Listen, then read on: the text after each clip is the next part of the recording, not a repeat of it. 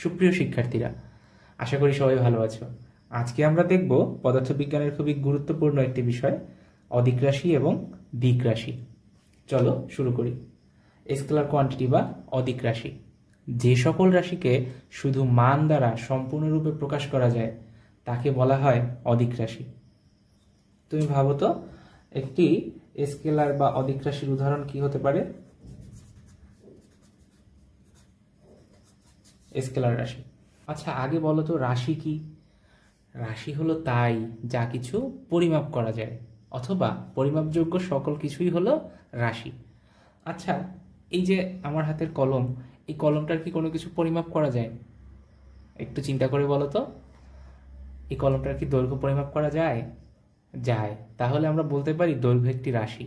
যদি আমরা একটি স্কেলের সাহায্যে দৈর্ঘ্য পরিমাপ করি তাহলে কি দেখব? এর দৈর্ঘ্য কত? হয়তো 12 সেন্টিমিটার বা 15 সেন্টিমিটার, এরকম কিছু একটা হবে। তাহলে আমরা যদি বলি দৈর্ঘ্য, এই দৈর্ঘ্যটা একটা রাশি। এবার এই দৈর্ঘ্যের একটা মান পেলাম, এর দৈর্ঘ্য কত? 12 সেন্টিমিটার বা 15 সেন্টিমিটার। এবার কি আমার বলার দরকার আছে যে 12 সেন্টিমিটার পূর্ব দিকে, 12 সেন্টিমিটার দক্ষিণ দিকে, 12 সেন্টিমিটার উপরে বা নিচের দিকে? দরকার নেই, তাই না? তাহলে আমরা বলতে পারি দৈর্ঘ্য এমন একটি রাশি যাকে শুধুমাত্র মান দিয়ে সম্পূর্ণরূপে প্রকাশ করা যায়। এক্ষেত্রে দিক বলার কোনো প্রয়োজন হয় না। আবার ভাবো তো, আমরা প্রত্যেকে আমাদের ভর পরিমাপ করি না? আমরা হয়তো ভুল বলি, আমরা বলি ওজন, আসলে রাশিটা ওজন না। তোমরা যারা পদার্থবিজ্ঞানের স্টুডেন্ট, তোমরা এই ছোট ছোট ভুলগুলোকে কিন্তু সংশোধন করে নেবে। আচ্ছা, তাহলে তোমরা বলো তো, তোমরা তোমাদের ভর পরিমাপ করতে পারো কিনা? যদি আমি বলি আমার ভর, ধরো আমার ভর এখন 65 কেজি, তাহলে এই আমার ভর 65 কেজি, এটা বলার পর কি কখনো বলতে হবে 65 কেজি নিচের দিকে? প্রয়োজন নেই, তাই না? তাহলে দেখো, এই ভর এটাও এমন একটা রাশি যে রাশিটাকে শুধুমাত্র মান দিয়ে সম্পূর্ণভাবে প্রকাশ করা যায়। এক্ষেত্রে দিক বলার কোনো প্রয়োজন হয় না। আচ্ছা, আবার চিন্তা করো তো, এখন কটা বাজে? আমাদের হাতে যে ঘড়ি থাকে, সে ঘড়িতে আমরা সময় দেখতে পাবো কিনা? এখন এই সময় যদি আমরা দেখি, সময় দেখার পরে তোমার কি বলতে হবে? ধরে নাও যে এখন সকাল 10টা বাজে, বা ধরো এখন সন্ধে 6টা বাজে। তোমার কি বলতে হবে সন্ধ্যা 6টা পশ্চিম দিকে, সকাল 6টা উত্তর দিকে, পূর্ব দিকে? প্রয়োজন নেই, তাই না? তার মানে সময়ও এমন একটা রাশি যে রাশিটাকে শুধুমাত্র মান দিয়ে প্রকাশ করা যায়। দৈর্ঘ্য, ভর, এই যত রাশিগুলো আমরা দেখলাম, এদের সবাইকে শুধুমাত্র মান দিয়ে সম্পূর্ণভাবে প্রকাশ করা যায়। তাহলে আমরা কি বলতে পারি? যে সকল রাশিকে শুধু মান দ্বারা সম্পূর্ণরূপে প্রকাশ করা যায় তারা হলো অদিক রাশি। এই সকল রাশি প্রকাশ করার জন্য দিক নির্দেশের কোনো প্রয়োজন হয় না। এবার আবার দেখি আমরা ভেক্টর রাশি কি জিনিস। বলতো ভেক্টর কি? ভেক্টর রাশি হলো তাই যে সকল রাশি সম্পূর্ণরূপে প্রকাশ করতে মান এবং দিক উভয়ের দরকার। মান এবং দিক উভয়ের দরকার। স্কেলার রাশি আমরা শুধুমাত্র মান দিয়ে প্রকাশ করতে পেরেছি, কিন্তু ভেক্টর রাশি প্রকাশ করতে গেলে আমাদের মানের সাথে সাথে দিকেরও প্রয়োজন হবে। আমরা এটা কিভাবে বুঝতে পারি? ধরো তোমার একটা আচ্ছা, আমাদের ফুটবল খেলা অনেকেরই প্রিয়, তাই না? তাহলে এবার চিন্তা করো তো, যখন একজন ফুটবলার একটা বলে কিক করে তখন বলটা কোন দিকে যায়? ধরো ফুটবলটাতে একজন প্লেয়ার কিক করলো, এবার ফুটবলটা যখন কিক করে সাধারণত কি হয়? গোল পোস্টের দিকেই তো গোল করার জন্য কিক করতে হয়। তার মানে যখন একজন ফুটবলার একটা ফুটবলে কিক করে তখন সে মূলত ফুটবলে বল প্রয়োগ করে। তাহলে বল প্রয়োগের কি একটা দিক আছে না নেই? আছে, তাই না? ধরো মেসি একটা কিক করলো ফুটবলে গোল পোস্টের দিকে, তাহলে বলটা কোন দিকে যাবে? নিশ্চয়ই গোল পোস্টের দিকেই যাবে। উল্টো দিকে চলে যাবে? যাবে না। তার মানে দেখো, বল প্রয়োগের কিন্তু একটা দিক আছে। আবার যদি আমরা চিন্তা করি ওজন, ওজন কি জিনিস? আমরা যেটা ভুল বলতাম, আমরা ভরকে সাধারণত ওজন বলে ভুল করি। আমরা যারা একটু পড়াশোনা করেছি, বিশেষ করে পদার্থবিজ্ঞান যারা পড়েছি, তারা মনে হয় জানি ওজন কি। ওজন কি বলতো? ওজন হলো বস্তুর ভর এবং অভিকর্ষ ত্বরণ বা স্মল জি এর গুণফল। তাহলে এই যে ওজন, এর কি দিক আছে না নেই? হ্যাঁ, অবশ্যই এর দিক থাকবে, কারণ আমরা জানি আমাদের ভরের কোনো দিক নেই, ভর একটি স্কেলার রাশি। কিন্তু অভিকর্ষ ত্বরণ মানে কি? যে কোনো ত্বরণ মানে হলো বেগ বৃদ্ধির হার। তাহলে অভিকর্ষ ত্বরণ বলতে কি বোঝায়? অভিকর্ষের প্রভাবে মুক্তভাবে একটি বস্তু যখন নিচের দিকে পড়তে থাকে, তখন প্রতি সেকেন্ডে এই বস্তুটার বেগ কি পরিমাণে বা কি হার। তাহলে অভিকর্ষ ত্বরণ হলো বেগ বৃদ্ধির হার। আমরা জানি অভিকর্ষ ত্বরণ জি এর মান কত? 9.8 মিটার পার সেকেন্ড স্কোয়ার। তার মানে প্রতি সেকেন্ডে একটি বস্তু যদি মুক্তভাবে পড়তে থাকে তাহলে তার বেগের মান 9.8 মিটার পার সেকেন্ড করে বৃদ্ধি পাবে।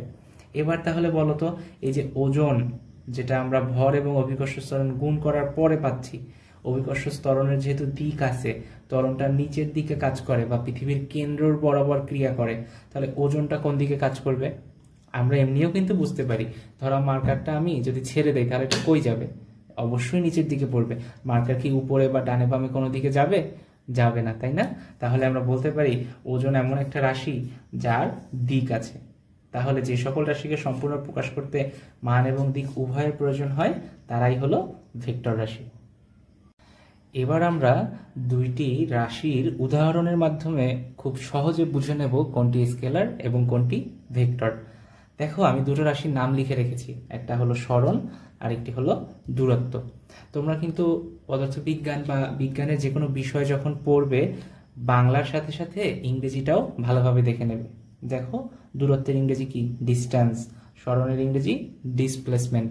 এগুলো তোমাদের তাহলে হায়ার স্টাডিজের সময় খুব উপকার হবে। দূরত্ব বা ডিস্টেন্স, দূরত্ব বলতে কি বোঝায়? দূরত্ব মানে হলো যে কোনো বস্তুর মোট অতিক্রান্ত পথ, মোট অতিক্রান্ত পথ, তাই হলো দূরত্ব। আর সরণ কি? সরণ হলো বস্তুর আদি ও শেষ অবস্থানের মধ্যবর্তী সরল রৈখিক দূরত্ব। আদি ও শেষ অবস্থানের মধ্যবর্তী সরল রৈখিক দূরত্ব। তোমাদের হয়তো কারো কারো একটু কঠিন মনে হতে পারে যে আদি অবস্থান, শেষ অবস্থান, এটা আবার কি? তাহলে আমরা সহজে বুঝে নেব। প্রথমে আমরা দেখি আদি ও শেষ অবস্থানের মধ্যবর্তী সরল রৈখিক ব্যবধান। আমরা একটা উদাহরণ চিন্তা করি, সেই উদাহরণ চিন্তা করব দুইটা ক্ষেত্রে দিই। দেখো, ধরে নিলাম যে তুমি একটা গাড়ি করে 4 কিলোমিটার পথ পূর্ব দিকে ট্রাভেল করলে। আমরা সাধারণত ম্যাপের ক্ষেত্রে কি জানি? মানচিত্র আঁকতে গেলে ডান দিকে আমাদের কি হয়? পূর্ব দিক, বাম দিকে পশ্চিম, উপর দিকে উত্তর আর নিচের দিকে দক্ষিণ। ধরে নিলাম তুমি উত্তর দিকে 4 কিলোমিটার পথ ট্রাভেল করলে। এরপরে তুমি উত্তর দিকে আরো 3 কিলোমিটার পথ ট্রাভেল করলে। এবার এই ঘটনাটাই আমরা সরণ এবং দূরত্ব দুইটা ক্ষেত্রেই বিবেচনা করে দেখব, কোন ক্ষেত্রে কেমন মান পাওয়া যায়। দেখো, আমরা কি বললাম? দূরত্ব মানে কি? দূরত্ব মানে মোট অতিক্রান্ত পথ। তাহলে বলো তো, তুমি মোট কতটা পথ অতিক্রম করলে? 4 কিলোমিটার আর 3 কিলোমিটার, মোট কতটা পথ অতিক্রম করলে? তুমি মোট 4 আর 3 7 কিলোমিটার পথ অতিক্রম করেছো। তোমার গাড়িতে, প্রতিটা গাড়িতে একটা ওডোমিটার থাকে। গাড়ির ওডোমিটারেও যদি চেক করো, দেখবে তুমি ট্রাভেল শুরু করার মুহূর্ত থেকে যখন ট্রাভেল শেষ করেছো, এই 4 এবং 3, তোমার ওডোমিটারে 7 কিলোমিটারই ট্রিপ দেখাবে। এবার যদি সরণ চিন্তা করি, তুমি কিন্তু 4 কিলোমিটার এবং 3 কিলোমিটার এইটুকু পথই ট্রাভেল করেছো। তাহলে তোমার দূরত্ব, মোট অতিক্রান্ত পথ বা দূরত্ব 7 কিলোমিটার। কিন্তু সরণ কত হবে? সরণের কথা বলা হচ্ছে আদি ও শেষ অবস্থানের মধ্যবর্তী সরল রৈখিক ব্যবধান। দেখো, তুমি এখান থেকে ট্রাভেল শুরু করেছো, বা ধরলাম এই বিন্দু থেকে তুমি ট্রাভেল শুরু করেছো। তাহলে যে বিন্দু থেকে তুমি ট্রাভেল শুরু করেছো এটা তোমার আদি অবস্থান। আর এখান থেকে ট্রাভেল করতে করতে তুমি এখানে তোমার ট্রাভেল বা তোমার যাত্রা শেষ করেছো, তাহলে এটা হবে শেষ অবস্থান। তাহলে বলো তো, সরণ কি হবে? আদি অবস্থান এবং শেষ অবস্থানের মধ্যবর্তী সরল রৈখিক ব্যবধান। তাহলে আমরা এখানে একটা সরলরেখা এঁকে দিলে যে ব্যবধানটা পাবো এটাই হবে সরণ। দেখো, এটা কি 7 কিলোমিটার হবে কখনো? আমাদের দূরত্ব কিন্তু 4 এবং 3 7 কিলোমিটার ছিল। এটা কত হবে? তোমরা যারা পিথাগোরাসের উপপাদ্য পড়েছো তারা হয়তো ইতিমধ্যে বিষয়টা বুঝতে পেরে গিয়েছো। যদি আমরা চিন্তা করি পূর্ব দিক এবং উত্তর দিকের মধ্যবর্তী কোণ কত? 90 ডিগ্রি। তাহলে এর বিপরীত বাহু কি? সমকোণী ত্রিভুজের এটা হলো অতিভুজ। তাহলে পিথাগোরাসের উপপাদ্য অনুযায়ী কি হবে? অতিভুজ স্কয়ার ইকুয়াল লম্ব স্কয়ার যোগ ভূমি স্কয়ার। এবার এই দুইটা বাহুর একটা লম্ব এবং অন্যটি ভূমি। তাহলে এই আচ্ছা, আরেকটা বিষয় হলো দেখো, দূরত্বকে আমরা প্রকাশ করি ডি দিয়ে এবং সরণকে প্রকাশ করি এস দিয়ে। তাহলে এস স্কয়ার ইকুয়াল কি হবে? তাহলে আমাদের হবে S square equal 4 square plus 3 square. কত হবে? 4 স্কয়ার মানে 16 আর 3 স্কয়ার মানে 9। তাহলে এস স্কয়ার মানে কি হবে? 16 প্লাস 9 মানে 25। বর্গমূল করে দাও, তাহলে এস ইকুয়াল থাকবে 5। তার মানে এখানে তোমার দূরত্ব 7 কিলোমিটার হলেও তোমার সরণ কত? 5 কিলোমিটার। তার মানে তোমার দূরত্ব এবং সরণের মান কিন্তু সমান হলো না। আরেকটা বিষয় বা আরেকভাবে আবার চিন্তা করি, তুমি 4 কিলোমিটার পথ সোজা উত্তর দিকে গেলে, তারপরে 3 কিলোমিটার পথ ওই একই দিকে গেলে। এবারও আমরা দুই ক্ষেত্রেই বিষয়টা বিবেচনা করব, 4 কিলোমিটার এবং 3 কিলোমিটার। তাহলে এবার তোমার মোট অতিক্রান্ত পথ কতটুকু? তুমি এখান থেকে ট্রাভেল শুরু করেছো, এই পর্যন্ত এসেছো, তাহলে তোমার মোট অতিক্রান্ত পথ 4 আর 3 7 কিলোমিটার। তার মানে তোমার দূরত্ব কত? 7 কিলোমিটার। আর সরণ কত হবে? আদি অবস্থান এবং শেষ অবস্থানের মধ্যবর্তী সরলরৈখিক ব্যবধান। এবার তুমি যেহেতু একটা সরলরেখা বরাবরই চলেছো, অতএব এখান থেকে এই দূরত্বটা কত হবে? এক্ষেত্রে দেখো সরণের মানও 7 কিলোমিটারই হচ্ছে। আরেকটা বিষয় আমরা, আরেকটা ঘটনা আমরা চিন্তা করি, তুমি 4 কিলোমিটার পথ উত্তর দিকে গিয়ে 3 কিলোমিটার 4 কিলোমিটার পথ পূর্ব দিকে গিয়ে 3 কিলোমিটার পথ পশ্চিম দিকে ফেরত এলে। একই ঘটনা এক্ষেত্রেও আমরা বিবেচনা করি, 4 কিলোমিটার পথ গিয়ে 3 কিলোমিটার পথ ফেরত এলে। এখন তোমার মোট অতিক্রান্ত পথ কতটুকু? তুমি দেখো 4 কিলোমিটার 3 কিলোমিটার, তুমি কিন্তু মোট 7 কিলোমিটার পথই অতিক্রম করেছো। তোমার গাড়ির ওডোমিটারে তাই দেখাবে, তুমি প্রথমে 4 কিলোমিটার গেলে, তারপরে আবার 3 কিলোমিটার এলে, তাই না? কিন্তু সরণ কতটুকু হবে বলো তো? আমাদের কি বলেছে? আদি ও শেষ অবস্থানের মধ্যবর্তী সরল রৈখিক ব্যবধান।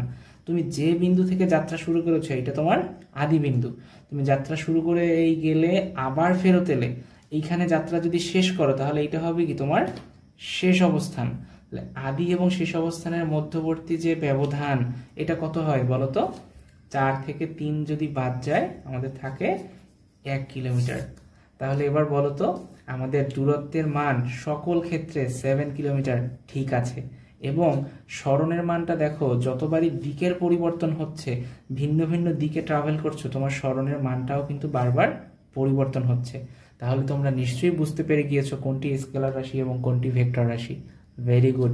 দূরত্ব, এই দূরত্বের মান দিকের উপরে নির্ভর করে না, অতএব দূরত্ব একটি স্কেলার রাশি বা অদিক রাশি। এবং সরণের মান যেহেতু দিকের পরিবর্তনের সাথে সাথে পরিবর্তিত হচ্ছে, সরণের মান যেহেতু দিকের উপরে নির্ভর করে, তাই সরণ হবে একটি ভেক্টর রাশি। Thank you very much.